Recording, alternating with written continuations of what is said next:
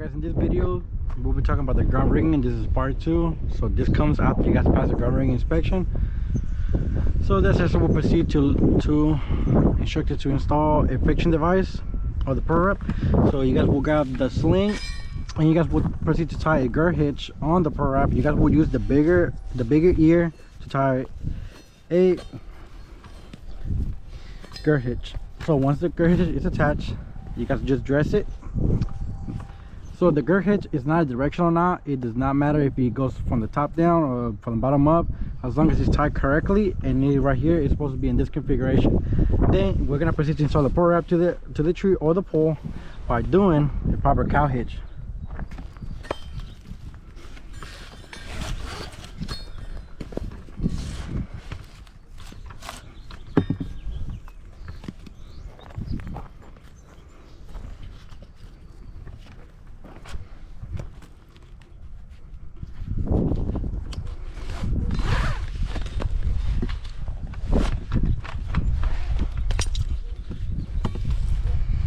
Let's remember, the cow hitch properly tied off when the better half goes in the opposite direction of the bottom of the rope.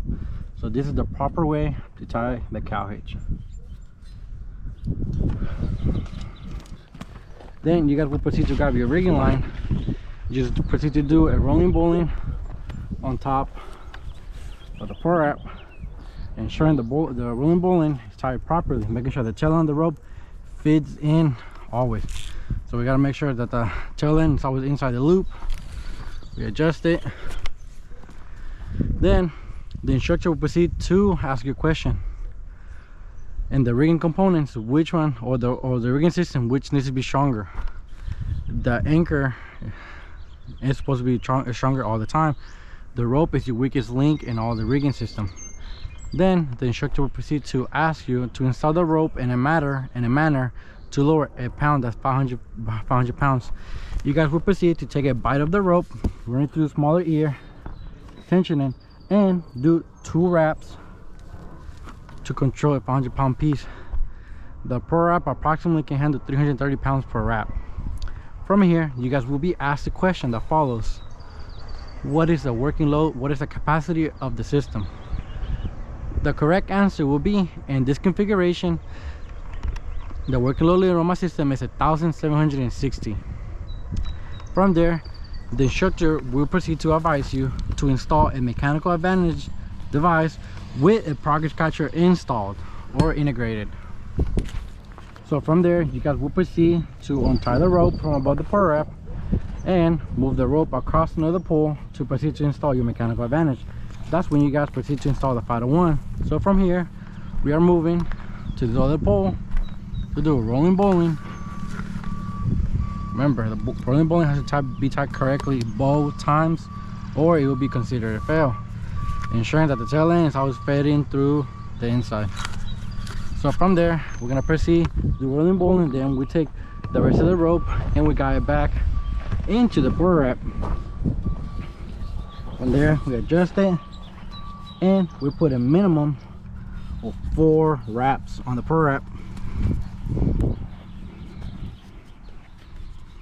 And we lock it off with some half hitches.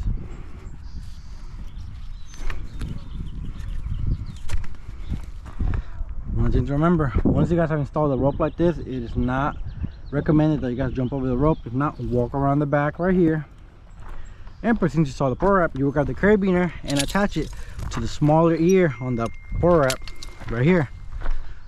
From there, we will proceed to tie a distal hitch to install the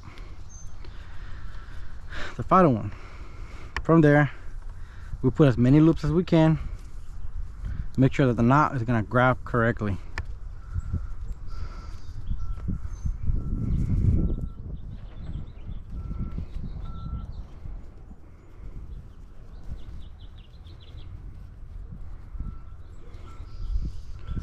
From there, we check the knot, make sure it's biting correctly. Okay, perfect.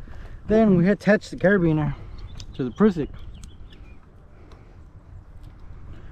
From there, we run it through correctly, and then we proceed to make sure the system doesn't have any slack in it.